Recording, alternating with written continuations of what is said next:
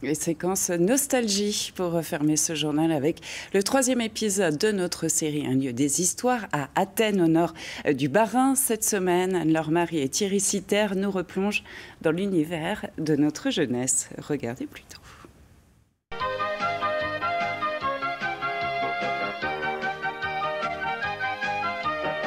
C'est ici qu'ils vivent, au 49 de la rue principale à Athènes. Jean-Luc et Nathalie, bien sûr, mais aussi et surtout les centaines d'objets qu'ils ont glanés ici et là au cours des années et qu'ils exposent, témoins de leur enfance et du temps qui passe, des madeleines de Proust. Ils en ont plein et ça fait du bien. Entrer dans la cour de Marie, c'est pénétrer dans un univers parallèle. Je vous donne les tickets. Tout à coup, ce sont des scènes colorées du passé qui surgissent, comme si on y était. La languette qui est là, elle s'ouvre, le vélo se plie en deux. Et ce vélo Peugeot a été spécialement fait pour la soude de Air France, pour les vacanciers en 70 qui arrivent à Aix-en-Provence pour pouvoir faire du vélo. Cet immense musée, véritable caverne d'Ali Baba d'objets en tout genre, c'est le bébé de Jean-Luc et Nathalie. Collectionneurs devant l'éternel et partageurs de souvenirs, comme ces réminiscences de vacances. Mes parents, eux, en 68, 70, ils ont une Opel Kadett 2 portes. Il y a mes 3 sœurs, il y a ma grand-mère. Il y a la Trigano dans le coffre, maman sous les pieds, elle a le perroquet, les 2 caniches, la voiture chargée à bloc et on partira sur Royan, 12 heures de route. Depuis 2010 qu'elle existe, la cour de Marie ne désemplit pas, 8000 personnes par an. Pour les enfants, pour qu'ils ne cassent pas leur petit disque, eh ben oui, c'est le manche-disque, on mettra le disque à l'intérieur et comme ça le disque ne se rayera pas, il sera éjecté après. Un public de curieux, intergénérationnel avec, à tout âge, les yeux qui brillent.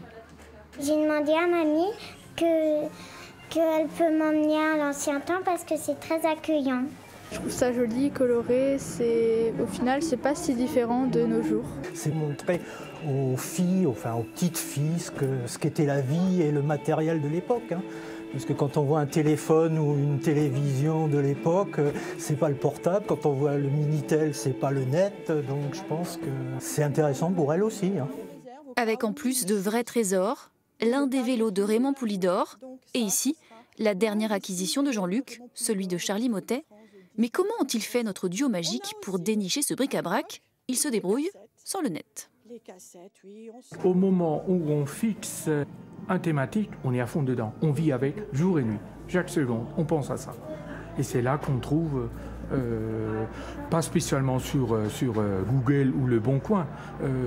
Après, on chine, on a nos adresses antiquaires, immobiliers et tout ça, et passionnés. Les nouvelles poupées, c'est les poupées en PVC, c'est les poupées... Le clou de ce musée reste la fabuleuse collection de poupées de Nathalie. C'est le bébé buveur, mouilleur. Donc quand le biberon est bu, la culotte est mouillée.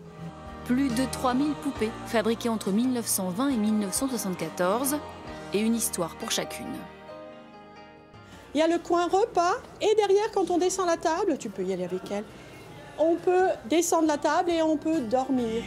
Ici, le temps s'arrête et ça, décidément, ça fait du bien. D'une belle balade dans le temps à une balade en forêt, il n'y a qu'un pas que nous franchirons allègrement demain.